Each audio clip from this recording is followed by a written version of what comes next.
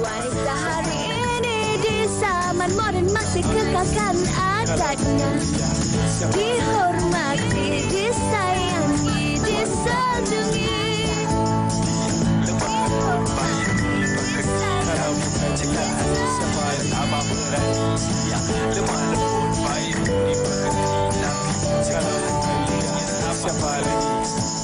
Wanita hari ini.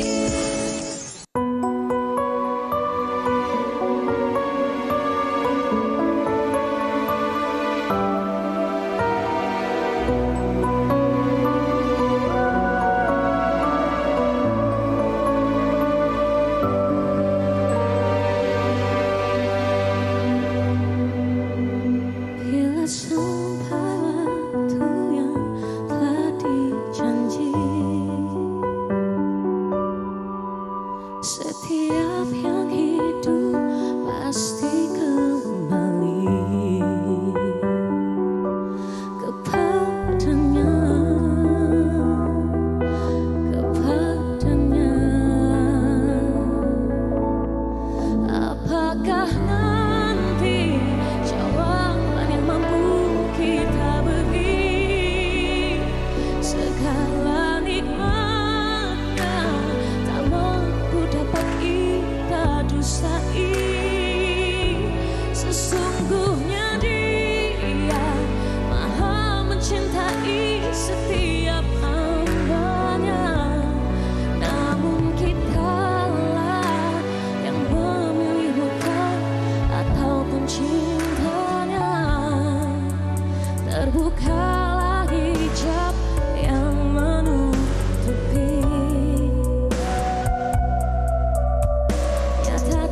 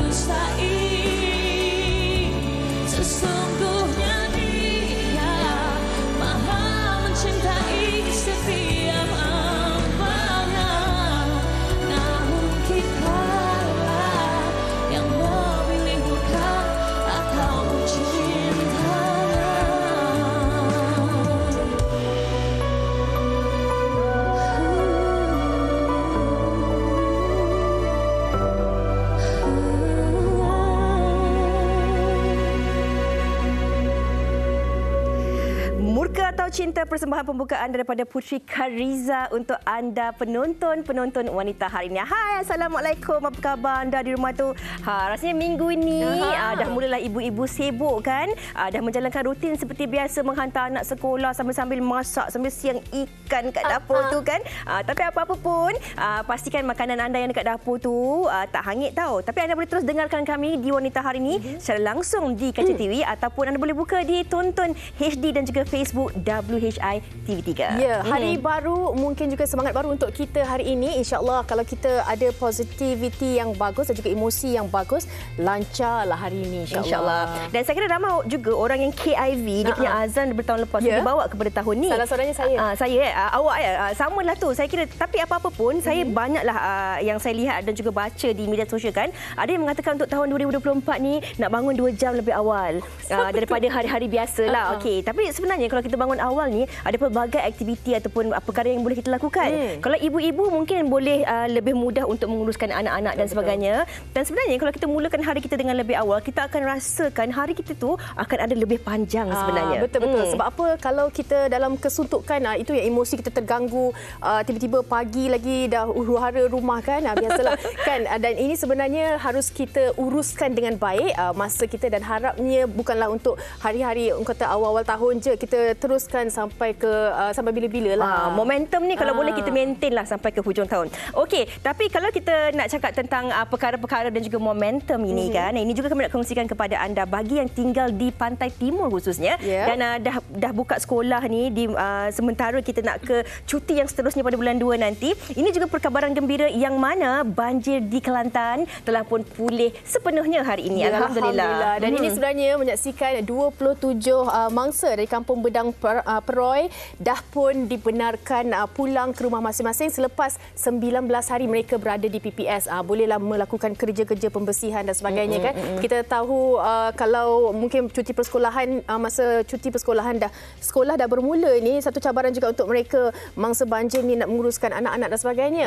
Dan harapnya hari ini dapat memberi nafas lega lah untuk ibu-ibu. Okey. Dan kalau kita bercakap tentang nafas lega ini, walaupun cuti sekolah dah pun berakhir, tapi saya kira ramai juga dalam kalangan ibu bapa yang saban minggu akan mencari pelbagai aktiviti-aktiviti menarik untuk dilakukan aktiviti beriadah ini bersama dengan keluarga. Ini kami nak kongsikan kepada anda antara rangkuman yang sempat dirangkumkan oleh rakan wartawan kita hari ini daripada perkongsian di TikTok yang anda kongsikan, yang mana ada pelbagai aktiviti riadah yang telah pun mereka lakukan. Mungkin boleh jadi inspirasi juga untuk hujung minggu kita akan datang. Jom kita saksikan. Silakan.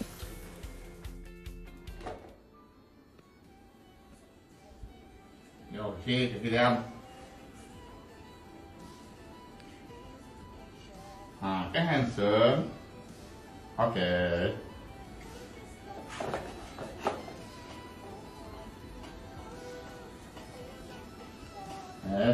Ini hero ni. Oh, ini baru betul ha. Spy. Wah, spy mo. Perjuangan Bermula.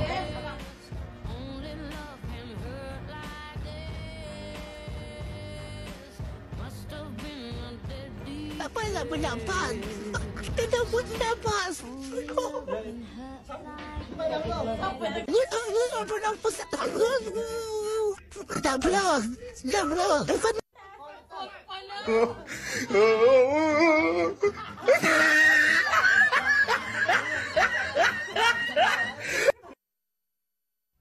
Habiskan cutimu sebelum resign. I know you're scared but it's totally fine. Karena kau bukan mesin assembly line. Lihat promo liburan di Bread Sign. Oh, karena aku tahu kalimat itu ada di ujung mulutmu. Oh, karena kau tahu tak mau lakukan itu seumur hidupmu.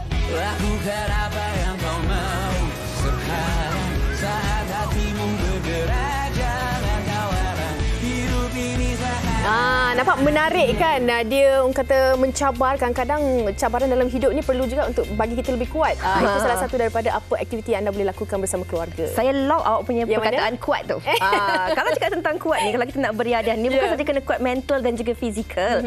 Tetapi sebenarnya kalau orang perempuan ni kan, lutut pun kena kuat juga. Maklumlah ada faktor-faktor umur kita ni. Apa kita umur pula kadang-kadang jalan dekat pun kita rasa lutut sakit lah. Nak naik tangga sakit lutut dan sebagainya. Ada orang kata masa muda dulu tak ingat muda. Sekarang muda lagi. Masuk kelas zumba lah, aerobik dan sebagainya. Pakai kasut tinggi lah. Hari ni kita pakai pun 5 inci awak. Tak payah tunjuk. 5 inci. Sorok.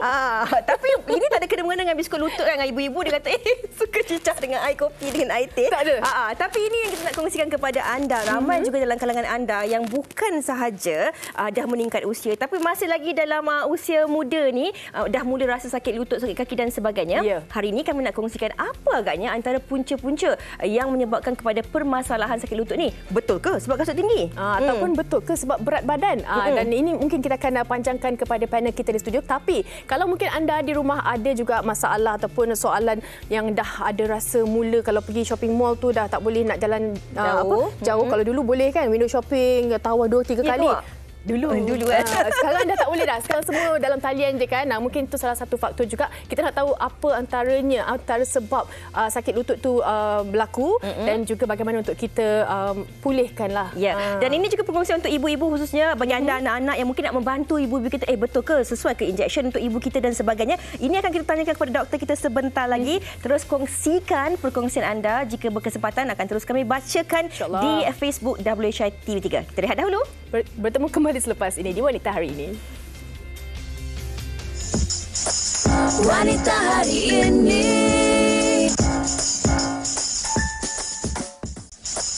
Wanita Hari Ini. Seringkali kita dengar masalah sakit sendi lutut merupakan antara salah satu penyakit yang kerap dihadapi oleh sebilangan besar masyarakat di Malaysia dan juga di seluruh dunia. Menurut satu kajian yang dijalankan oleh Universiti Kebangsaan Malaysia, dianggarkan 9.3% rakyat Malaysia dewasa mempunyai masalah sakit lutut dan lebih 30% mempunyai simptom osteoarthritis. Osteoarthritis yang dikenali sebagai radang sendi tulang boleh berlaku pada mana-mana sendi, antaranya sendi lutut, jari, pinggul, bahu dan tulang belakang. Meskipun masalah sakit sendi lutut ini kerap dikaitkan dengan individu berusia, terutamanya warga emas, namun hakikatnya ia boleh terjadi kepada sesiapa sahaja tanpa mengira usia. Selain proses penuaan yang tidak dapat dielakkan, individu yang pernah mengalami trauma akibat kecederaan, obesiti serta individu yang lahir dengan masalah tulang rawan semula jadi turut berisiko mengalami masalah ini. Bukan sahaja menyakitkan, malah ia turut mampu mengganggu pergerakan fizikal dan rutin harian bagi sesiapa yang mengalaminya. Namun persoalannya, apakah cara terbaik bagi mencegah daripada berlakunya masalah sendi lutut ini dan sejauh manakah kesedaran masyarakat terhadap penyakit ini? Okey, itu dia laporan daripada Ain dan kita nak cari apakah langkah dan juga rawatan terbaik untuk kita elakkan daripada sakit sendi lutut ini. Dan kita bersama dengan dua tetamu kita, Fiza. Kita bersama di sebelah saya, Encik Ahmad Nasrun Ismail. Apa khabar Cik Nasrun? Alhamdulillah baik. Terima kasih. Lutut dah okey dah? Okey. Alhamdulillah. Boleh lari? Boleh lah. Alhamdulillah. Dan di sebelahnya kita bersama dengan Dr. Abdul Wahab Abdul Ghani selaku pakar bedah ortopedik Hospital Pakar KPJ Ampang Putih. Assalamualaikum, apa khabar Datuk? Waalaikumsalam. Datuk, terima kasih bersama Wanita Hari Ini. Terima kasih. Okey, hari ini kita nak cerita Thank you for inviting. Wow, you speak English. Okey, baiklah Datuk mungkin kita boleh mulakan dahulu perbincangan kita pada hari ini. Kalau kita cakap tentang sakit lutut ini, saya kira ini antara topik ataupun perkara yang sering kali dirungutkan dalam kalangan wanita. Ibu-ibu khususnya. Mungkin Datuk boleh kongsikan serba sedikit apa yang perlu kita tahu tentang masalah sakit lutut ini sebenarnya. Okey, nombor satu, sakit lutut ni walaupun common among wanita, it can affect lelaki juga. Okay. Tapi kalau kita bahagikan secara kasarnya, perempuan ni selalu kena sakit lutut primary lah. Osteoarthritis primary. Okay. While lelaki selalu dapat yang secondary sebab dia secondary tu injury. Okay? Yang primary itu Bukan primary sebab dia ada kerja di media prima. Tapi primary sebab dia jadi dengan tak tahu sebab. Ada punchline kat situ. Tak tahu apa punca dia. Sebab kita panggil primary. Tapi sedikit sebanyak kita boleh juga orang Perak kita boleh sorehkan dapatkan apa punca arthritis ni. Orang perempuan ni kadang-kadang daripada waktu muda lagi dia senang kena sakit lutut. Orang lelaki ni selalunya sebab dia main rugby ke bola sepak ke apa and more prone to injury.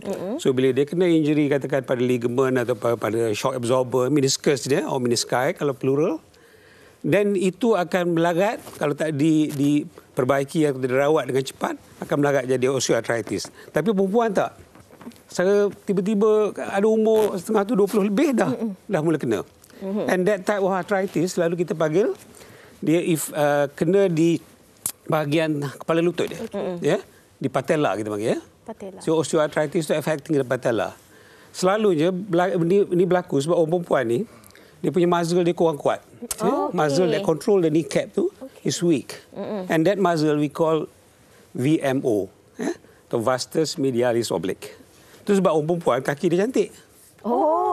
Kalau kaki dia nobly macam pemain bola sepak, tak kahwin pula dia. Cantik tapi lemah. Dia cantik tapi lemah.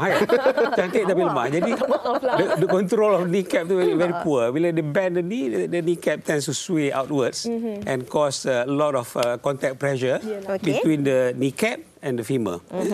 Jadi itu menyebabkan cepat haus lah.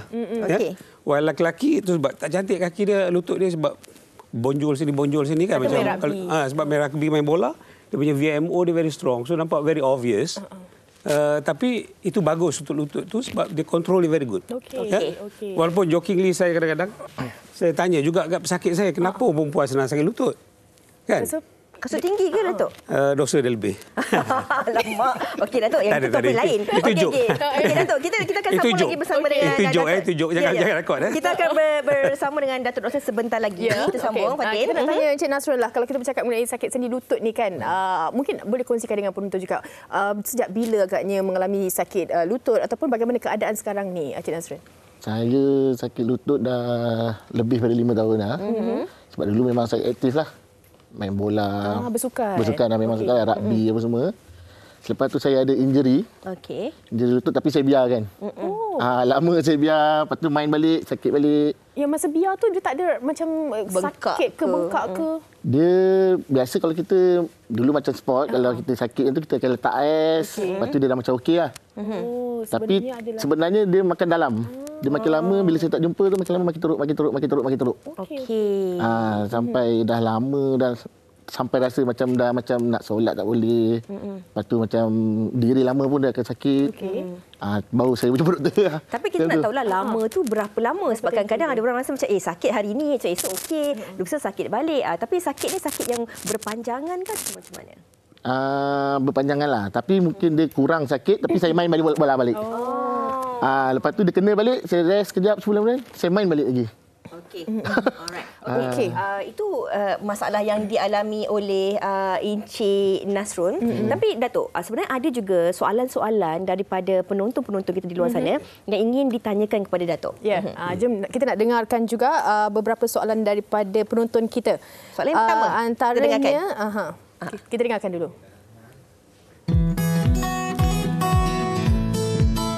Hello doktor, nama saya Mariam Ilyas. Saya sekarang tengah sakit lutut dan saya menderita nak jalan, nak bangun apa semua tu. Jadi saya nak tanya doktor lah, adakah faktor obesiti menjadi satu punca utama masalah sakit lutut dalam kalangan wanita? Terima kasih. Terima kasihlah Puan tolong tanyakan soalan tu. Nak tanya segan. Betul. In fact, kalau you jumpa mana-mana doktor ortopedik pun, the first thing memang kita try to address the issue of weight lah kan. Jadi kalau kita overweight, pressure on the joint tu is higher when you walk or when you take the stairs. So naturally you tend to wear ataupun cepat haus lah lutut tu. You tend to wear the cartilage quite early lah, you know. So memang weight is a problem. So Cik Nasrul, tolong nanti kontak dia orang macam mana. Okey. Dia tahu dia bersakit saya tu. Tapi kita nak teruskan dengan soalan penonton ataupun kita... Okey, kita mungkin boleh tanyakan dahulu kepada doktor lah. Kalau kita bercakap tentang berat badan tadi, doktor dah kongsikan tentang berat badan. Tetapi kadang-kadang setiap individu itu dilahirkan dengan postur badan yang berbeza. Ada orang kata dia bahagian atas dia lebih besar, lutut ataupun kaki dia lebih kecil dan sebagainya. Adakah faktor sebegitu juga, khususnya bagi wanita, ditambahkan pula dengan faktor gaya hidup? Kadang-kadang kita ni pekerjaan kita mungkin perlukan kasut yang tinggi. Ada orang dia pakai kasut yang nipis pun ataupun rendah pun masalah lutut tetap juga berlaku. Adakah ini juga memainkan peranan? I think kalau you slim, tak obese, dan kasut tinggi tak ada lebih isu sangat. Okey. Kata kunci dia slim tadi tu Slim. Kita lock. Jadi kalau dah obese tu pakai kasut rendah pun kena sakit juga arthritis. Okey. So most important still body weight. Alright. Okey, itu yang antara yang benda yang perlu kita fikir dan juga kita titik beratkan. Okey, saya nak tanya juga, adakah sakit lutut ni ada kategori-kategorinya? Kalau untuk mungkin yang dewasa, ada juga kanak-kanak yang mengalami sakit lutut, doktor ya? Ada, tapi bukan osteoarthritis lah. Okey. Sakit jenis lain lah. Okey. Mungkin kita nak tanya kepada Cik Nasrul lah. Bila dah mula rasa sakit, tak tahan dan sebagainya, barulah terdetik nak pergi jumpa doktor kan? Okey. Bila dah pergi berjumpa dengan doktor, apa antara rawatan ataupun nasihat pertama yang diberikan oleh doktor sebenarnya? First kali doktor akan suruh kita buat X-ray. Lepas tu kita akan MRI. Selepas tu bila keluar result MRI tu, doktor akan tanya buat saya endoskopi lah. Okey. Oh, endoskopi pun buat juga? Saya buat endoskopi. Oh, okey. Dia akan tengoklah, tengok macam dah bila dapat result daripada endoskopi tu, teruklah kan. Baru doktor cucuk gel lah. 6 bulan sekali. Okey. Cucuk gel. Kita nak tanya pasal gel ni juga sebab saya melalui pembacaan dan juga perbincangan bersama dengan rakan-rakan bila bercakap tentang topik ni, ramai yang kata macam di faktor usia tertentu dia pun dah mula injek gel. Tapi kadang-kadang bila atuk dengan nenek ni bila dia injek gel tak jadi pula. Ini kita nak tanya kepada Datuk sebentar lagi. Tapi sebelum itu Fatin, kita nak dengarkan dahulu soalan yang kedua ini daripada penonton.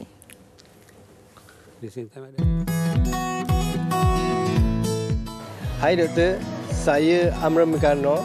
Saya ingin bertanya satu soalan.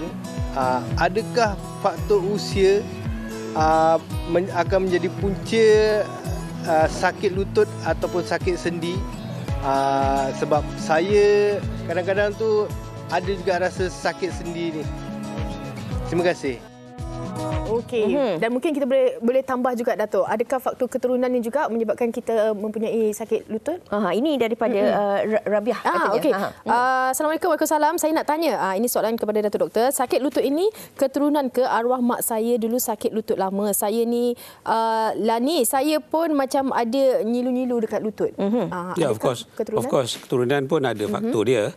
Tapi still the main cause yang kita boleh identify sekarang ni satu weight lah.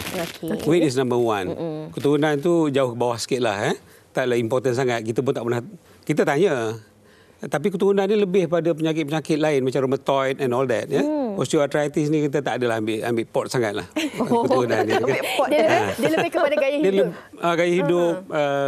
Mungkin old injuries, body weight, that sort of thing. So keturunan kadang-kadang kalau for osteoarthritis kita tak ada isu sangat.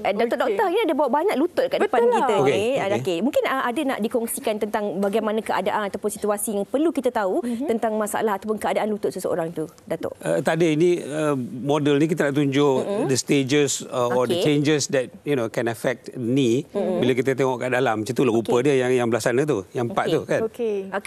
Apa perbezaan ni kalau Datuk nak kongsikan juga kepada penonton dari segi keadaan normal, ini early stage, bagaimana itu perbezaan dia? Kalau kita tengok satu-satu ni, ini kita cabut. Ini almost normal lah. Kenapa kan? Ini dah ada rosak sikit. Dia akan ada luka. Macam ulcer situ kan? Macam ulcer kan? That means rawan kat situ dah pecah. So ini mungkin stage kosong atau normal. 1/1. Ini mungkin 2 atau 3. Macam ni mungkin dah 4 lah. Dah advance lah. Kalau Cik Nasrul ni keadaannya macam mana, Datuk? Dia rosak dia sebahagian. Oleh sebahagian of the knee. Tapi kat sebahagian tu dia dah macam timbul cavitation. Ataupun kita panggil cyst, subchondral cyst. So dia sakit lebih pada subchondral cyst tu. So dia lain sikit. So kalau kita address isu subchondral cyst tu, memang sakit dia insya-Allah boleh hilang. Okey. Tapi saya nak tanya Cik Nasrun juga. Adakah saya letak lutut banyak lutut pegang. Kalau nak cakap mengenai masa itulah dalam tempoh tu, sakit tu macam semakin lama semakin sakit ataupun dia kadang-kadang sakit, kadang-kadang ada kalau kita bergerak banyak dia akan lebih sakit, bagaimana? Semakin sakit. Semakin sakit. Dia akan berdiri lama pun, kita jalan pun dia akan sakit. Naik tangga lagi lah macam tak boleh lah. Tapi sejak dia hilang 10 kilo 20 kilo dah hilang. So dia kata he is much better now. Okey lah sekarang. Okey, Datuk, kita ada soalan daripada Hazza Naini, rakan kita di Facebook. Dulu saya pernah kerja klinik swasta, pernah seorang warga emas ni sakit lutut. Doktor buat pemeriksaan lututnya didapati mengandungi air. Doktor ambil pecahgari dan jarum untuk sedut air itu. Bila disedut nampak air bercampur dengan minyak. Saya nak tanya, adakah air dan minyak itu punca sakit lutut, Datuk? Bukan. Itu tanda-tanda sakit lutut. Tanda awal. Dia macam kita sakit mata, kan? Mata kan berair kan. Air itu cuba nak cucikan mata tu lah. Tapi sebab mata air keluar. Di lutut air tak keluar, dia berkumpul. Jadi dia jadi bengkak. Jadi itu untuk doktor detect the problem lah. Jadi air yang banyak dalam lutut menunjukkan ada masalah dalam lutut tu. Itu tanda awalnya. Of course lah, bila dah banyak sangat berasa tak selesa. Kembung tak selesa lah kan, sakit juga lah. Dapat rawatan cepat-cepat lah. Okey, kita ada satu lagi soalan daripada Cik Puan Ji. Katanya dah 3 tahun sakit lutut. Mula umur 40 dah kena, dah macam-macam rawatan dibuat tapi tahan hanya sebulan, Datuk. Lepas tu sakit balik, rawatan injek lutut memang agak mahal. Bila tak elok macam kecewa, tak tahu sampai bila nak kembali macam dulu. Kadang-kadang jealous tengok orang berjalan sana sini. Dia tak ceritalah tentang keadaan dirinya. Tapi kalau kita tahu badan dia macam mana kan. Tapi Datuk, bila cakap tentang injection ini tadi yang kita nak kongsikan tadi, ada juga melalui pembacaan dan perbincangan dengan rakan-rakan, katanya bila di usia muda ni, bila buat injection tu memang rasa mudah dan lega. Tapi bila kita buat injection tu pada atuk ataupun nenek kita ni, dia kadang-kadang dia kurang melegakan. Adakah disebabkan oleh faktor kita kurang berjalan dan sebagainya? Bagaimana, Datuk? Tak ada, sama kalau kita ambil analogi, kereta baru dengan second hand kan. Kereta yang baru rosak, kita baru beli baru rosak, kita tukar minyak hitam mungkinlah sedap dah. Overhaul. Tapi kereta udah lama, itu tukar minyak hitam je tak jadi. Kena overhaul lah kan. Kena overhaul lah. Jadi macam tu juga manusia kalau dah tua tu, mungkin dia punya damage tu dah so much that it cannot be addressed with just a simple injection of hyaluronic acid lah. So you have to do more than that. More than that. Mungkin kena scope, mungkin ultimately you have to need this. Ini apa sebenarnya? Ini you dah tukar lutut tu. Tukar dengan artificial knee ya. Jadi kita panggil total knee replacement lah. Okey. Kalau dibuat total knee replacement ini, adakah seseorang individu itu akan mendapat kembali gaya hidupnya seperti dahulu ataupun dia hilangkan sakit. Of course, dia boleh jalan macam biasa. Cuma kita tak advise sangat dia pergi main bola ke main rugby ke, tak boleh lah kan. Dia and kita buat operation ni pun untuk orang yang umur 60 ke atas. Kan? Jadi masa tu memang you kena slow down lah. Elok pergi masjid lah kot. Kan? Jadi insya-Allah jemaah masjid subuh. Setakat boleh pergi masjid, duduklah sembahyang atas kursi pun tak apalah kan. Janji kurangkan sakit kurangkan dan juga sakit, dia itu yang mustahak je. Kan. Tapi untuk gel tu saya nak tanya Datuk, sebab ada juga dalam kalangan makcik-makcik saya yang melakukannya. Adakah side effect untuk mereka? Kalau dia tak alergi, insya-Allah tak ada side effect. Very good result. Tapi ada juga orang yang mengatakan, ini soalan juga daripada rakan kita di Facebook. Minta maaf Cik Nasrun, saya tanya kepada Datuk dahulu. Katanya lepas dia mengandung anak kedua secara normal dan vacuum, dalam pantang tiba-tiba sakit di bahagian tapak kaki, nak pijak pun tak boleh. Tapi hanya sebelah kaki sahaja. Adakah ini juga antara faktor kadang-kadang orang mengandung ni? Bukan, saya rasa dia tu mungkin kena plantar fasciitis kot. Sebab sakit tapak kaki kan. Lalu sakit tumit lah. Tak ada kena-mengena dengan osteoarthritis pun. Tak ada kena-mengena dengan sakit lutut ni. Okey, ini Nasrul mungkin boleh kongsikan. Saya kira bila kita cakap tentang lutut ini adalah satu perkara yang penting sebab kita di usia muda, kita masih lagi nak meneruskan aktiviti kita seperti biasa. Yang paling penting boleh berjalan. Sebab kadang-kadang kita macam Datuk katakan tadi lah, kita nak pergi ke masjid, nak beribadah dan sebagainya, nak menunaikan solat dan sebagainya kan, itu yang paling penting sekali. Tetapi apa yang membuatkan Cik Nasrul merasakan bahawa penting sebenarnya untuk mendapatkan rawatan bagi lutut ini sebenarnya? Dia untuk makan jangka masa panjang lah kot. Sebab kalau sebelum ni kalau macam sakit ke apa, saya macam banyak terbatas. Pergi berjalan ke apa benda semua terbatas lah. Tapi kalau bila saya buat rawatan tu, okeylah, alhamdulillah. Sekarang alhamdulillah. Hanya injection saja ke ataupun ada rawatan lain? Buat masa ni saya buat injection saja. Saya tak buat lagi yang operation tu, saya tak buat lagi. Okey, tapi dah memang tapi dah okey, dah better daripada tahun-tahun sebelum ni. Okey. Tapi saya nak tanya juga kepada Datuk balik. Kalau mungkin kalau kita dah buat pembedahan dan sebagainya, kita memang takkan boleh lalui gaya hidup yang sebelum tu lah. Kita tengok pembedahan apalah. Kalau macam TKR ni lain lah sikit, kena modify sikit dia punya hidup dia kan. Tak boleh nak buat lasak kan. Tapi kalau macam setakat arthroscopic debridement semua tu, you mungkin boleh balik ke whatever sports you want to do. Tapi berperingkat lah. Memang kita buat untuk sportsman sekali. Okey. Ini ada kaitannya dengan soalan yang ditanyakan oleh seorang lagi penonton kita. Dari Cik Ain, dia kata, saya bukan lutut je sakit. Dia kata, tumit pun sakit. Tapi sebelum ni saya aktif bersenam. Sakit lutut dan tumit hilang. Maksudnya waktu bersenam tak sakit. Bila dah berhenti senaman, sakit lutut dan tumit kembali. Macam mana tu Two different problem. Maksudnya mungkin dia ada arthritis dan juga ada plantar fasciitis tadi kan. Dua sekali, 2 in 1 lah. So dua-dua kena dapatkan treatment yang berlainan, satu untuk arthritis dan satu untuk plantar fasciitis. InsyaAllah dua-dua boleh dapat disembuhkan. Okey, kadang-kadang bila kita cakap tentang berat badan, kalau kita berbalik kepada berat badan tadi, Cik Nasrul dan juga Datuk, kadang-kadang macam Cik Nasrul ni walaupun orang kata sebelum ni berat badan belum lagi turun 20 kilo tapi memang aktif bermain rugby. Kiranya orang yang masih lagi aktif. Tapi kadang-kadang Datuk, ada orang dia tak nak bersenam sebab setiap kali dia bersenam walaupun dia buat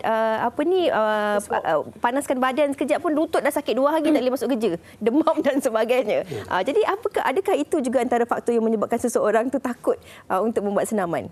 Mungkin. Tapi kadang-kadang tu lebih pada excuse lah. Tak betul tu. Fine. You can choose your sports. Tak semesti je semua orang kena jogging kan. Tak semesti semua orang main bola, main rugby. Banyak permainan lain. Banyak cara senaman lain. Tapi the best still swimming actually. Swimming. We have to make a culture actually for our people to swim. Ini juga satu seruan untuk politician lah. I think we should build more swimming pool than golf course. Okey, Datuk, saya rasa kami nak berdiri. Macam tadi Datuk katakan, ini soalan yang selalu orang perempuan tanyalah ataupun orang perempuan concern. Pemakaian kasut tinggi tadi tu. Okey, bila kita pakai kasut tinggi ni orang akan kata pakailah kasut tinggi nanti sakit lutut dan sebagainya. Adakah pemakaian kasut tinggi ni juga akan menyebabkan seseorang itu ada jenis-jenis juga mengalami sakit lutut? Tak ada study pun to show that kasut tinggi cause osteoarthritis of the knee. Okey. Tak ada. So as long as you are slim, nanti nak pakai apa pun tak apa. Boleh tu? As long as you're slim. Your body weight must be normal first. Duduk balik. Boleh pakai Datuk. Maksudnya kita boleh teruskan pakai kasut tinggi ni, tak ada masalah tu. Tapi nanti kawan ibu marah saya pula. Saya terpaksa support. Okey, Cik Nasrul sendirilah. Kita bergelak juga. Tapi ini yang sebenarnya kita nak kongsikan kepada penonton-penonton kita tentang kesedaran dan juga manfaatnya. Sakit ni jangan ditahan-tahan sebab kita tak nak dia menjadi masalah di kemudian hari. Mungkin Cik Nasrul boleh kongsikan kepada mereka yang mengalami masalah sakit lutut ni, jangan takut, jangan segan, dapatkan rawatan. Rasanya kalau dalam seminggu tu kalau rasa tak selesa, dah bolehlah jumpa doktor lah kot. Kita minta pendapat lah kan. Kita tengok buat X-ray ke, MRI ke, apa punca sakit dia. Okey. Jangan biar lama-lama. Kalau biar lama-lama, dia akan makin lama makin teruk. Sebab benda dalam kita tak nampak kan. Okey, Cik Nasrul dan juga Fatin, saya nak tanya, bila cakap tentang doktor tadi, ini yang kita nak kena kongsikan juga kepada penonton. Doktor ni ada banyak doktor. Kadang-kadang kalau kita mungkin di peringkat awal tu ada juga kes yang mana dia dah sakit dan sebagainya, dia bukan berjumpa dengan doktor pakar, masalah tak dapat diselesaikan, malahan dia menjadi lebih teruk, pergi urut dan sebagainya. Ini mungkin doktor sendiri kena kongsikan kepada penonton kita. Kalau ada salah sakit lutut ni, apa yang harus kita lakukan? I think nombor satu jumpa pakar bahagian lutut lah. Dalam ortopedik pun kita dah banyak sub bidang kan. Macam ambil contoh ortopedik surgeon biasa ada juga yang tengok semua. Tapi kalau basic treatment tu semua orang boleh buat. Tapi bila specialized treatment tu you kena ambil orang yang sub bidang dia bahagian lutut. Contohnya kalau orang yang buat ni sekarang ni dia tak buat dah benda sport lain tu tak buat. Orang yang buat sport tak buat dah benda ni. So dia dah bagi-bagi dah kerja sekarang ni di hospital yang besar lah macam Ampang Puteri sebenarnya kan. Kita ada bahagian spine, kita ada bahagian foot and ankle, kita ada bahagian sport, kita ada bahagian replacement. Jadi you kena cari pakar-pakar yang memang arif dalam bidang tu, jumpa dia. InsyaAllah dia akan advise you accordingly lah. Okey. Maksudnya dekat sini penting untuk kita dapatkan rawatan yang betul. Nak dapatkan doktor Google pun boleh, tapi sebaiknya kita dapatkan rawatan doktor pakar lah. Jadi Google tu untuk at least you dapat some background knowledge lah kan. Tapi kita boleh Google lah background knowledge boleh. Tapi untuk mendapatkan rawatan kita haruslah berjumpa dan mendengar nasihat daripada yang pakar. Sebenarnya terima kasih juga kita nak ucapkan kepada penonton-penonton kita yang banyak menghantar soalan-soalan dan juga pertanyaan. Tapi masa begitu mencemburui kita. InsyaAllah di kesempatan yang lain kita akan bawakan lagi sekali doktor untuk bersama dengan kita. Kita juga nak ucapkan terima kasih juga kepada Encik Ahmad Nasrul Ismail dan juga Datuk Dr. Abdul Wahab Abdul Ghani selaku pakar bedah ortopedik Hospital Pakar KPJ Ampang Puteri. Terima kasih. Seronok perbincangan hari ini, mungkin dapat memberi kesedaran juga untuk kita semua. Baik, kita nak berhenti berehat seketika. Selepas ini kita nak bawakan, ini seram sikit, kita nak bawakan perincian berkenaan dengan filem Anak Perjanjian Syaitan 2. Tapi apa pun apa yang doktor katakan tadi, kita kena jaga berat badan kita untuk mengelakkan masalah sakit lutut itu tadi. Okey, kita lock, kita boleh pakai kasut tinggi lagi. Boleh. Kita nak berehat dahulu seketika, sekembalinya nanti bersama dengan artis-artis daripada filem terbaru ini. Wanita hari ini, wanita hari ini.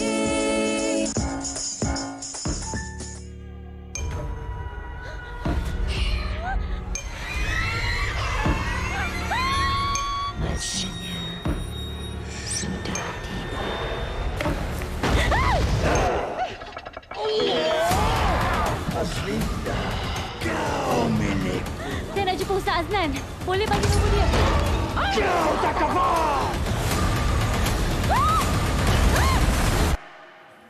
Okey, itu antara sedikit promo berkenaan dengan filem Anak Perjanjian Syaitan 2 yang telah pun ditayangkan bermula hari ini 4 Januari 2024. Dan hari ini kita bawakan antara orang-orang kuat, antara mereka yang dalam mengetengahkan berkenaan dengan filem ini.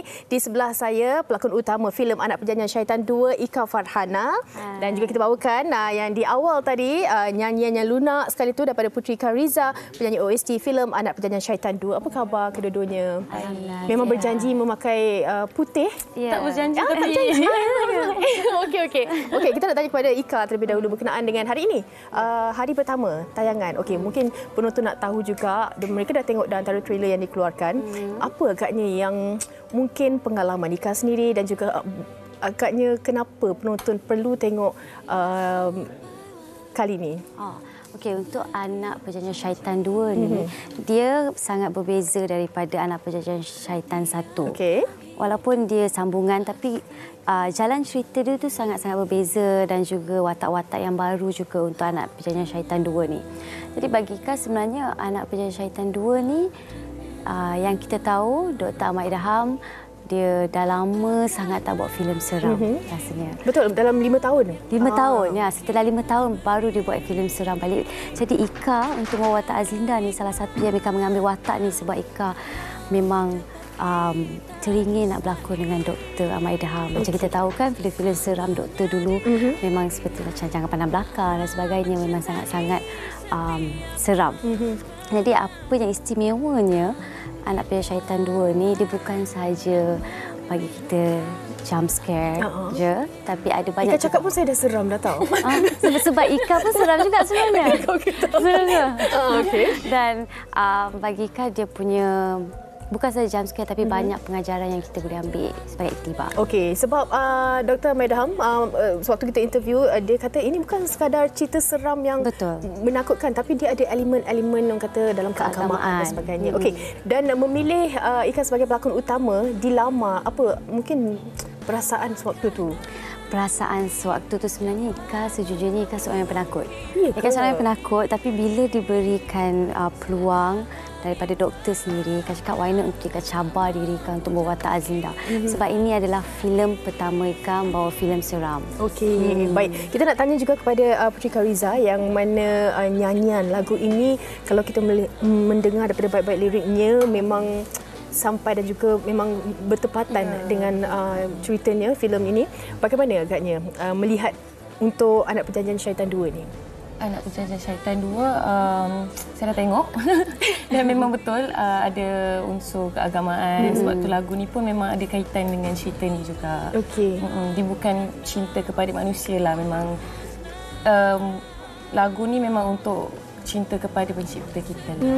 Okey, sewaktu penggambaran, Ika, adakah cabaran yang mungkin boleh dikongsikan? Banyak sebenarnya cabaran untuk dalam penggambaran Anak Perjanjian Syaitan 2 ni. Contohnya, pengarah kita orang ni suka sangat buat surprise. Mereka suka sangat buat surprise, macam tiba-tiba dekat set yang scene yang tak sepatutnya ada dalam skrip, ditambah seperti kalau kita tengok ada satu babak dalam kubur, yang kena gali kubur tu, itu sepatutnya tak ada dalam skrip. Jadi director tambah. Bagi Ika itu cabaran untuk bukan Ika saja, tapi untuk satu tim, untuk set up dan sebagainya. Dan juga cabaran Ika bila kena rasuk lah ending scene tu. Ya. Okey, kita melihat macam barisan pelakonnya pun bukan yang line-upnya bukan biasa-biasa. Ada Alif Sata, Fasha Sanda dan sebagainya. Aliza Mazan. Okey, baik. Untuk Putri, bagaimana lagu dan juga cabaran terbesar bagi Putri? Cabaran saya sebab ni first time OST untuk filem, and first time dapat lagu yang bukan cinta-cinta lah. Lirik dia lain, so kena mendalami lirik tu memang lain daripada single-single sebelum ni. Okey, tapi sampai Putri nyanyi memang sampai. Okey, dan kenapa agaknya penonton perlu tengok dan juga datang ramai-ramai ke Pawagam untuk hari ini menyaksikan Anak Perjanjian Syaitan 2 ni? Okey, Ika harap sebab Anak Perjanjian Syaitan 2 ni akan ditayangkan di 130 pawagam, bukan saja di Malaysia tapi di Brunei. Jadi Ika harap Anak Perjanjian Syaitan 2 ni dapat diterima di hati penonton, kerana dia bukan saja cerita seram yang macam jump scare dan sebagainya, tapi dia juga banyak pengajaran untuk kita boleh ambil sebagai iktibar. Dan kita kenalah sentiasa support filem tempatan. Okey, dan dari Putri? Jangan lupa saksikan Anak Perjanjian Syaitan 2 dan jangan lupa dengarkan OST filem ni juga, Murka atau Cinta. Boleh tengok di YouTube dan boleh save di semua digital platform. Kabarnya ada Anak Perjanjian Syaitan 3? Macam ada kan? Macam ada. Okey, kena nantikan. Terima kasih kita ucapkan kepada Ika dan juga Putri atas perkongsian. Jadi, ramai-ramai kita sebut di seluruh pawagam di Malaysia untuk kita support dan juga kita tonton Anak Perjanjian Syaitan 2 arahan Dr. Ahmad Idham ini dan juga barisan-barisan pelakon yang luar biasa. Kita nak berhenti rehat seketika. Kembali selepas ini kita akan bergabung semula bersama dengan Fiza. Terima kasih. Thank you. Wanita hari ini. Wanita hari ini kan okeykan semua keadaan. Kenapa awak gelap? Dah cahaya. Lepas dan apa yang saya nak tegaskan, kalau nak dapat tegas. Awak suka